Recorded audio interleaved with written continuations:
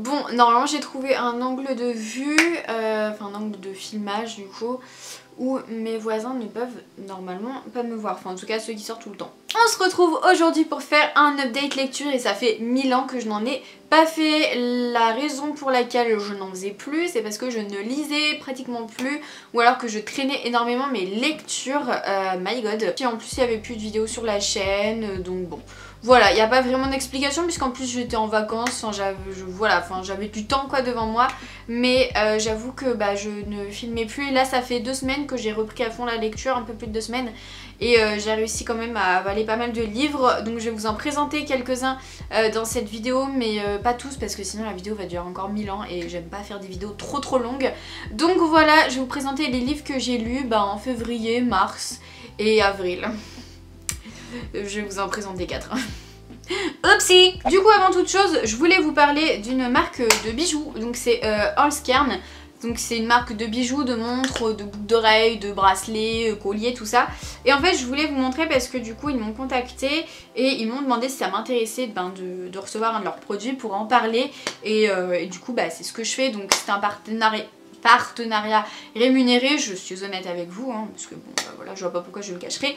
C'est une marque allemande, il me semble, si je dis pas de bêtises. Et en fait, ils font des bijoux qui sont assez uniques. Donc là, je vais vous faire un petit close-up. Donc voilà, ça c'est le bracelet qu'ils m'ont envoyé, donc c'est le bracelet Shade. Donc en or rose et nacre bleu. Voilà, là je pense que vous le voyez plutôt pas mal avec tous mes poils de bras aussi. Mais du coup il est juste magnifique. Donc ils font pas mal de choses, n'hésitez pas à aller voir sur leur site. Franchement il y a des trucs qui sont trop beaux. De base j'avais pas craqué sur celui-là, j'avais craqué sur celui-là. Je vous mets donc ici sur le côté. Mais ils avaient pu en or rose et nacre bleu. Et c'était vraiment moi le coloris que je voulais, la teinte que je voulais, parce que j'adore ça. Franchement il est pas mal. Moi il baille un peu parce que j'ai les poignets hyper fins, je sais pas si vous vous rendez compte. Ça c'est le problème que j'ai de toute ma vie avec tous les bracelets du monde. Il y a certains bracelets que je ne peux pas mettre parce que genre les manchettes et tout je ne peux pas les mettre parce que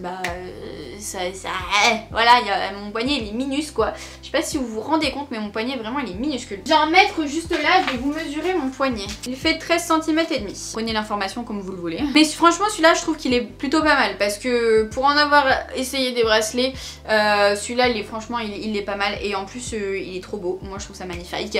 Donc voilà, ils font pas mal de choses uniques et surtout des choses en bois, donc ça c'est cool. Et j'ai mis où la petite boîte? Ah bah elle est derrière moi. Donc là je vous montre la petite boîte parce que c'est dans ça qu'on reçoit. Donc vous avez des petites informations, c'est écrit en allemand et en anglais. Donc ça venait dans un petit, il était emballé dans un petit truc en liège, si j'arrive à l'enlever. Voilà.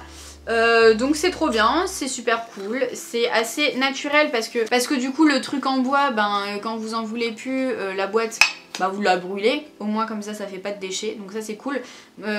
Comme j'essaye de faire assez attention à mon impact écologique, et franchement ça c'est trop bien. Donc voilà, et en plus c'est totalement le genre de bracelet que je kiffe, donc nickel. N'hésitez pas à aller faire un petit tour sur le site. Tout d'abord en février j'ai lu Phobos, le 2e tome de Victor Dixon dans les éditions Robert Laffont collection R.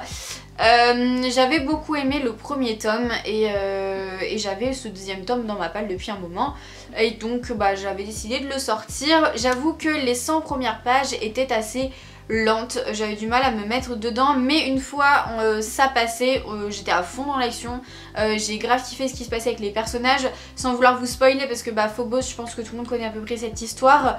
Donc là c'est le 2e tome, mais en gros c'est un peu sous forme de télé-réalité. Ils vont envoyer 6 femmes et 6 hommes, enfin jeunes femmes et jeunes hommes, dans l'espace en direction de Mars, et en fait ils vont devoir faire des espèces de dates et tout interposés, mais ils sont pas dans la même pièce et tout, ils ont pas le droit de communiquer vraiment, ils ont le droit qu'à 15 minutes je crois par semaine ou je sais plus quoi, enfin bref, une histoire comme ça.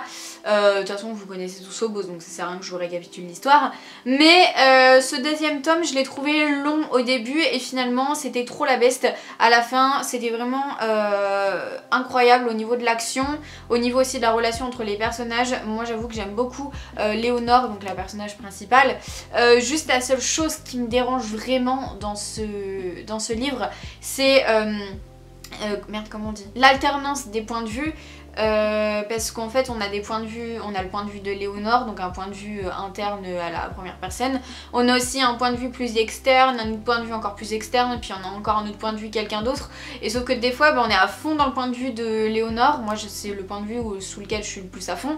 Et tout d'un coup ça s'arrête et ça change de point de vue et en fait ça passe sur un truc un peu plus lent et moi ça me saoule des fois, je suis là genre ça me coupe dans mon action et des fois j'ai juste une seule envie, c'est de sauter ces passages qui sont pour moi un peu inintéressants. Enfin je comprends l'importance de ces points de vue, mais je sais pas, je trouve que ça casse vraiment un rythme dans l'histoire parce que l'histoire de Phobos elle est quand même bien, il faut se l'avouer, les personnages sont quand même super. Gros coup de cœur pour Marcus hein, bien évidemment, c'était sûr. Gros cliffhanger à la fin, j'ai envie de continuer à lire la saga bien évidemment. Sauf que j'attends de trouver le tome 3 en occasion puisque vous savez que j'achète, enfin j'avoue que récemment j'achète quand même pas mal en neuf, mais de base j'achète le plus souvent en occasion. Sinon je trouve que Victor Dixon il écrit super bien, j'ai eu du mal à Dixon. Sa plume elle est super fluide et il sait comment manier les mots, donc franchement ça c'est cool. Si vous n'avez jamais lu Phobos, franchement je vous conseille, en plus il existe en poche si jamais vous avez un petit budget, donc n'hésitez surtout pas. Et voilà, franchement c'était une très bonne lecture, c'était cool, mais mis à part le début et l'alternance des points de vue qui des fois me saoule, voilà, j'ai envie quand même de continuer la suite et de savoir comment va se finir cette histoire sans vouloir spoiler ce qui se passe dedans, mais j'ai trop envie de savoir comment ça va se terminer et voilà quoi, franchement très cool. Et on adore aussi détester les méchants dans cette histoire et ça c'est trop bien. Je trouve que quand on a des méchants dans un livre, quand l'auteur réussit à nous faire détester les méchants, là pour moi tout est pratiquement gagné, donc voilà, on adore. Ensuite j'ai lu un manga, Shadows House de Somato dans les éditions Glénat. Je l'avais déjà vu tourner mais je connaissais pas du tout l'histoire et en fait moi surtout ce qui m'a appelé c'était la couverture pour l'acheter, que je trouvais super jolie, voilà, enfin intrigante. Un manga assez court, voilà, et en fait c'est un peu particulier comme univers. J'en ai lu aussi un autre un peu dans le même style, dont je vous parlerai dans le prochain update lecture, parce que je vais pas parler de tous les livres que j'ai lus là entre temps parce que sinon ça va durer encore 1000 ans.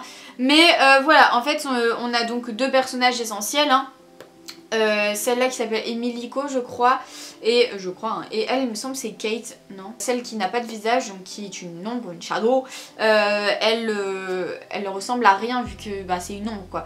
Et en fait Emiliko est censée être son visage, est censé la représenter au niveau des expressions, sauf qu'Emiliko elle vient tout juste d'arriver, de débarquer dans le truc, donc elle connaît rien, elle est là un peu pour servir aussi Kate, pour servir ses besoins, ses envies, un peu sa servante quoi, mais aussi elle doit la représenter, donc elle commence à découvrir tout ça et donc on découvre avec elle un peu ce monde particulier, très bizarre, très chelou, mais voilà, après c'est que le premier tome, donc assez introductif. J'imagine qu'il y a d'autres tomes qui sont sortis, je sais pas ce que ça vaut, ça me donne quand même envie de continuer pour savoir, mais j'espère que ça va pas rester trop glauque non plus parce que je suis pas non plus hyper fan de tout ce qui est glauque, mais voilà, en tout cas c'était sympa, une bonne petite lecture, ça s'est lu très très vite hein, franchement, un manga qui fait quoi, même pas 200 pages je pense, ouais 150.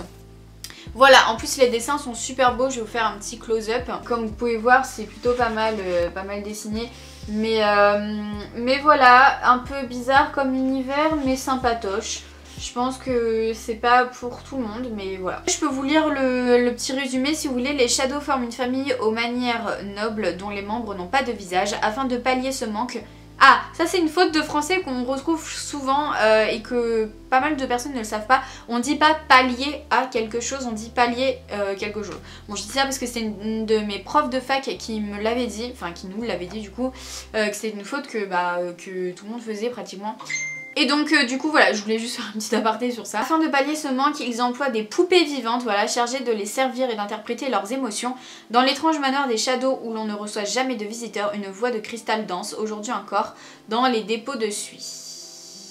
je comprends pas l'histoire de la voix de cristal, mais bon. C'était sympa, mais voilà, encore une fois un peu bizarre comme histoire. Si vous l'avez lu, n'hésitez pas à me dire si vous l'avez trouvé bizarre vous aussi. Ensuite, je vais vous parler donc du premier et deuxième tome de la chronique des Bridgerton de Julia Quinn dans les éditions J'ai lu. Alors moi, j'ai découvert cette histoire, comme à peu près tout le monde je pense, grâce à la série de Netflix qui est juste trop bien. Trop fan, je l'ai vue 3 fois déjà, je l'adore, elle est juste trop bien cette série, je sais pas quoi dire d'autre si ce n'est que c'est trop bien, voilà, c'est exactement ce que j'adore moi, donc clairement c'est le genre de truc que je pourrais regarder à l'infini, donc voilà, mais sinon j'avais très envie de découvrir les livres, en plus là ils sortent encore en ce moment dans les éditions J'ai lu, sous des couvertures de couleurs plus ou moins moches, comme ce premier tome qui est moche, malheureusement voilà. Enfin, ils ont tous la même couverture, tous les autres tomes, sauf que c'est la couleur qui change. Le deuxième il est mims avec du rose, le troisième je crois qu'il va être bleu, et le quatrième, intégral du coup je parle, sera jaune il me semble, donc j'ai peur aussi pour le jaune, parce que là franchement on a une couleur plutôt dégueulasse et qui se démarque dans la bibliothèque, donc ça m'embête un peu, mais bon bref. En tout cas j'ai adoré, franchement. Donc là je vais vous parler tout d'abord du premier tome. Si vous connaissez pas les Bridgerton, déjà foncez regarder la série et lisez le livre aussi, pourquoi pas.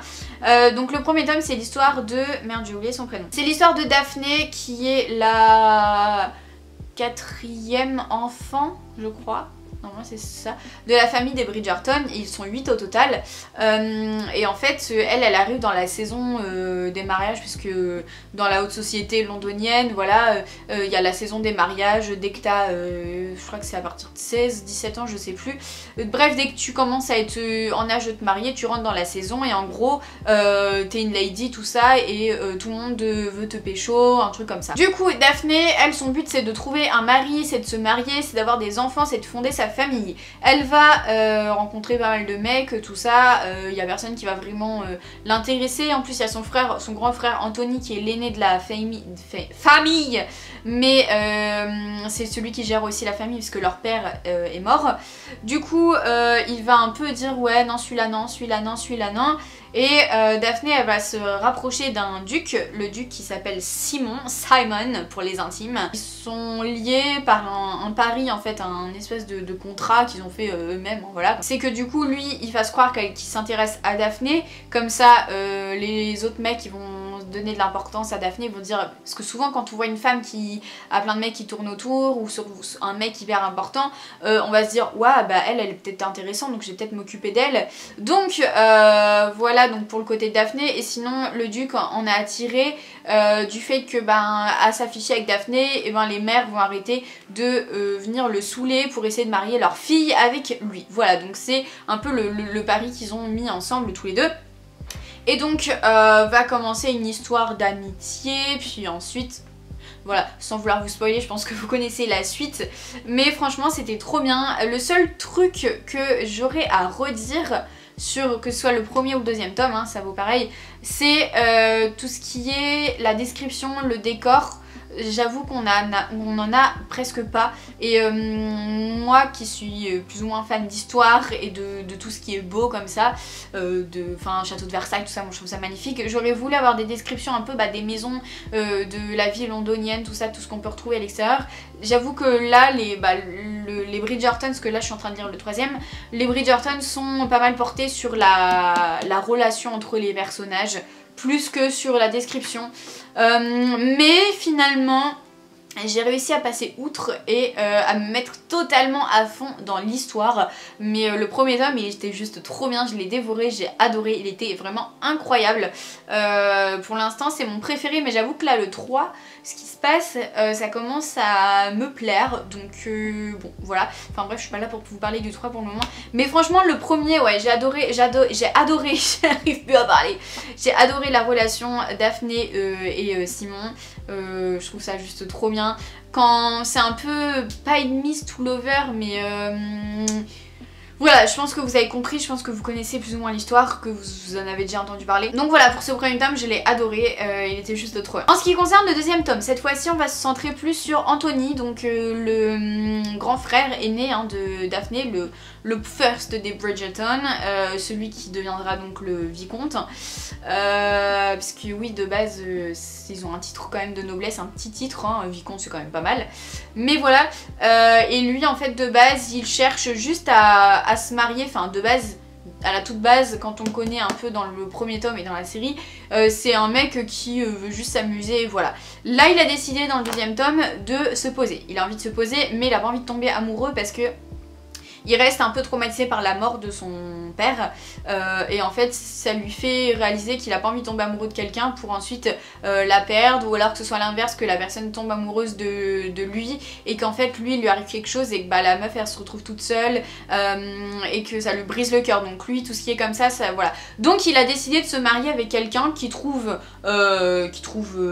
belle, hein, voilà, une meuf belle, potable, qui est bien pour la société, tout ça, mais une meuf pour laquelle il tombera jamais amoureux.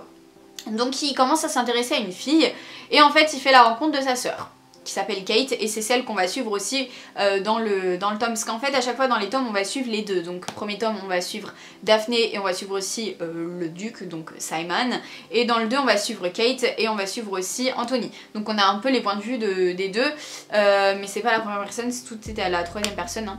Mais voilà, et en fait j'ai beaucoup aimé cette relation, encore une fois, je trouve que enfin, les relations des personnages sont trop bien décrites et c'est trop cool. Je trouve que bah, ça fait longtemps quoi que j'ai pas vu des relations comme ça. J'avoue que j'ai quand même préféré le premier parce que le premier est plutôt significatif, enfin l'entrée dans tout ça et voilà, j'ai adoré. Mais j'ai beaucoup aussi aimé l'histoire de Kate, son passé, d'où elle vient, tous ses problèmes un peu, pas psychologiques mais un peu voilà, tous ces problèmes, parce qu'on a tous des problèmes hein, dans la vie. Mais du coup franchement c'était plutôt cool.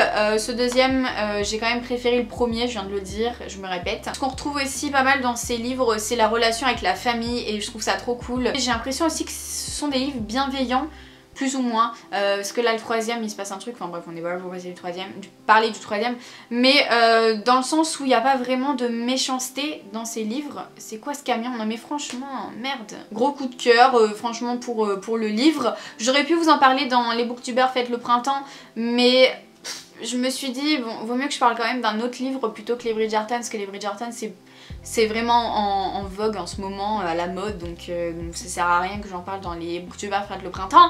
Donc voilà, en tout cas, mais c'était trop bien, donc n'hésitez surtout pas à lire le livre. Alors ça fait peut-être peur en voyant une brique comme ça, c'est assez écrit petit, mais ça se dévore à une vitesse. Moi qui lis très lentement, je peux vous dire que ça se dévore vraiment trop vite et c'est juste trop bien. Donc on a tout le temps, en fait les chapitres sont ni longs ni courts, enfin plutôt long que court on va dire, mais finalement bah, dès qu'on finit un chapitre on a envie de recommencer direct l'autre et ça c'est trop cool. J'adore quand les livres ça fait ça, donc voilà.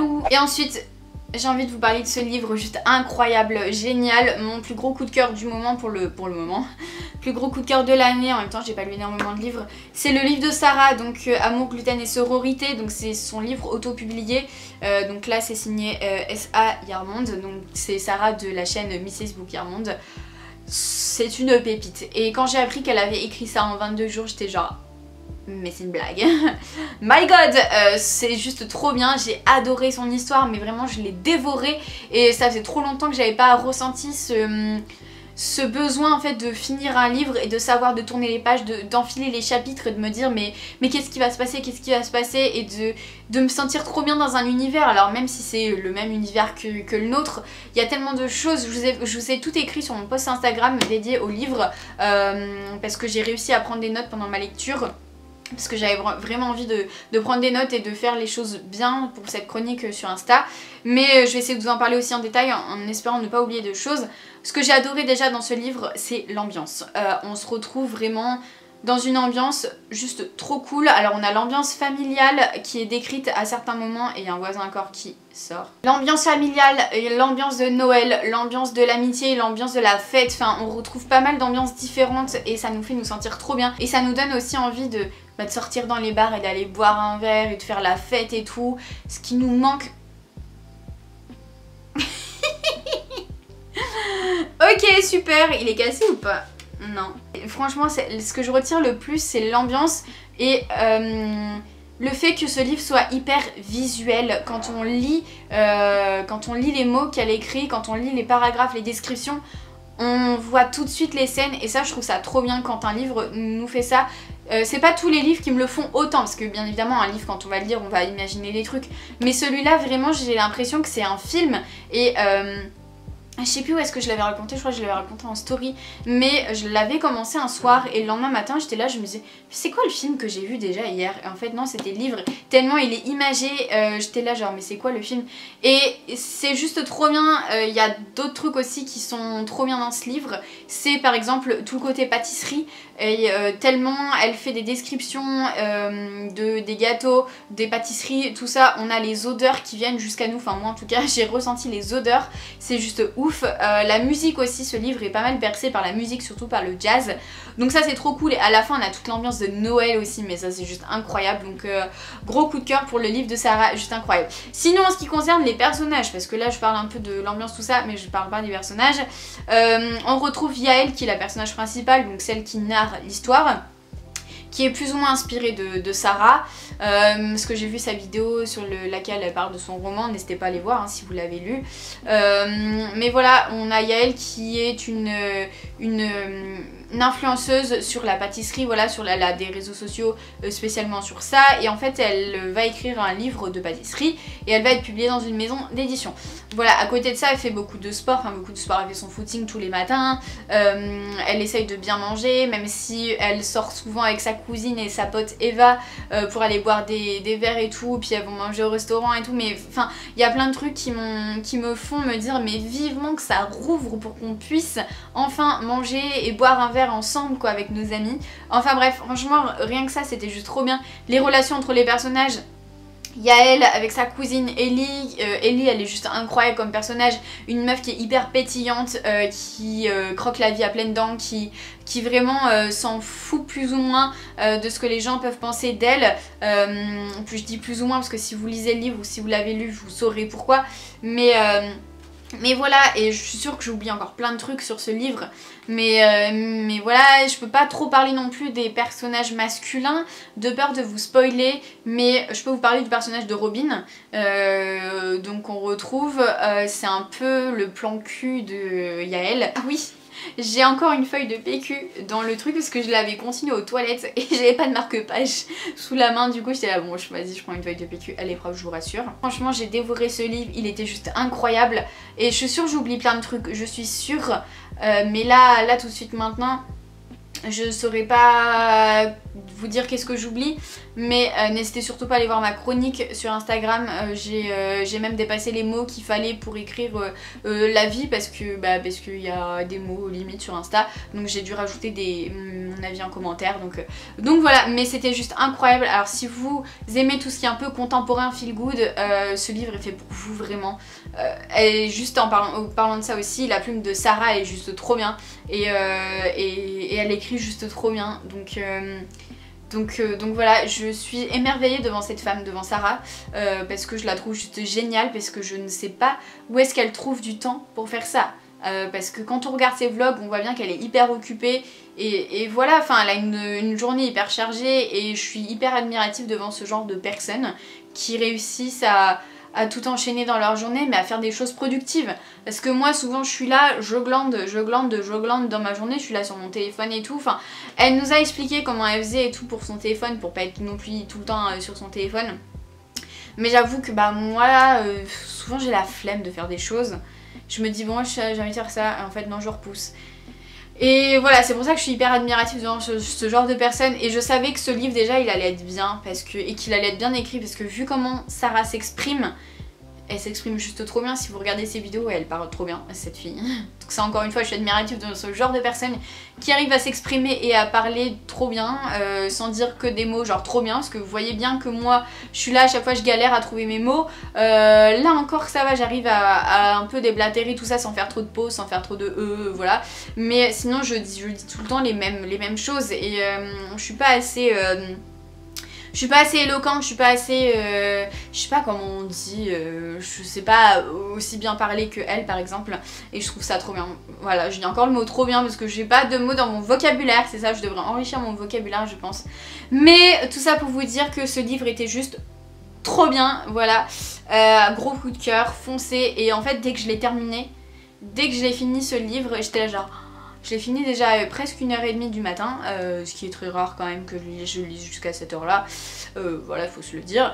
Mais j'avais envie de le relire directement, j'avais envie de replonger dans cet univers qui nous fait nous sentir trop bien sur un petit nuage et en fait tout ce qu'on a envie en lisant ce livre c'est de plonger dans le livre et d'être avec les personnages, de faire la fête avec eux, de rigoler avec eux, voilà, enfin il y a tellement de choses trop bien et j'ai adoré aussi toute la fin en fait de cette histoire avec l'ambiance de Noël, l'ambiance aussi de la famille, des petites remises en question aussi parfois mais ce livre juste incroyable et l'histoire de Love, moi je suis totalement fan et voilà, je vais pas vous spoiler parce que j'ai pas envie mais incroyable ce livre, juste voilà incroyable, donc merci Sarah d'avoir écrit cette pépite, merci. Pas pourquoi je fais une vision. Bon et ben j'en ai donc fini avec toutes mes lectures, il me manque encore 2 livres que je garde pour le prochain update lecture, donc sur lesquels je dois vous parler, mais ça viendra plus tard, hein, vous inquiétez pas. J'espère que cette vidéo vous a plu, si c'est le cas un petit like, ça fait toujours plaisir, vous le savez, un petit commentaire aussi parce que bah, c'est comme ça qu'on soutient aussi ses amis j'allais dire, mais est-ce qu'on est vraiment amis? Parce que vous me connaissez mais je vous connais peut-être pas non plus. Un petit abonnement si ce n'est toujours pas fait, hein, qui sait, ça se trouve vous venez tout juste de me découvrir, donc coucou à vous et abonnez-vous. Je vous fais de gros bisous et puis on se retrouve dans une prochaine vidéo qui sera logiquement un vlog. Et puis voilà, prenez soin de vous et puis la bise.